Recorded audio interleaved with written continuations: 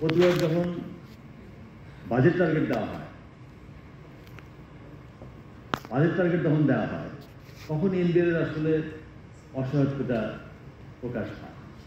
Target একটা দিয়ে দেওয়া হলো, সক্ষমতা কতটুকু আছে, এবং টার্গেট একটা দিয়ে দেওয়া হলো, সক্ষমতা কতটুকু আছে সেটা হিসাব না করে ফিনান্সকে একটা টার্গেট দেওয়া হয় এবং এই টার্গেটটা অ্যাচিভ করতে হবে। কারণ তোমার এই টার্গেটের সাথে মিলেই আমি অন্যান্য এক্সপেন্ডিচারগুলো সেট করেছি। কোথায় যাবে, ইনোভেটিভ কোনো চিন্তা, রিফর্মের কোনো চিন্তা, কোনো কিছু করার সুযোগ থাকে না, শুধু ওই টার্গেটের পিছনে ছুটতে হয়। আগে কথা বলে নিয়েছি মুসলিম চৌধুরী, সেদিন আমি কথা করার সুযোগ পাচ্ছি, নাহলে হয়তো সমস্যা। আবার এই টার্গেটটা ঠিক করা হয় তার আগের বছরের টার্গেটের সাথে পার্সেন্টেজ ধরে, নট আগের বছরের অ্যাকচুয়াল কালেকশন পার্সেন্টেজ ধরে।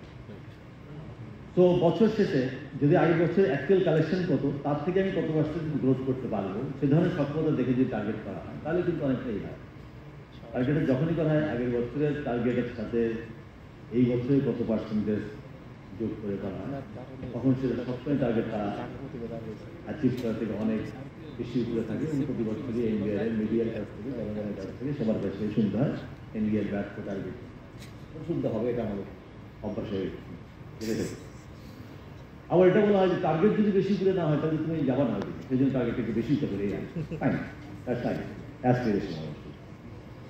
যদিও সেটা যে এই যে টার্গেটের বোঝাটা মাথা থাকে কারণে কিন্তু অনেক ইনোভেটিভ আইডিয়া, অনেক কিছু চিন্তা করার সুযোগ থাকে না। তারপরেও আমি বলবো আমরা এনবিআর একটা স্ট্র্যাটেজিতে গত কয়েক বছর ধরে আগাচ্ছিলাম, সেটি হলো যে ট্যাক্স পেয়ারের লোড যত কমানো যাবে, ট্যাক্স ইভেশনের জায়গাটা তত কমে আসবে।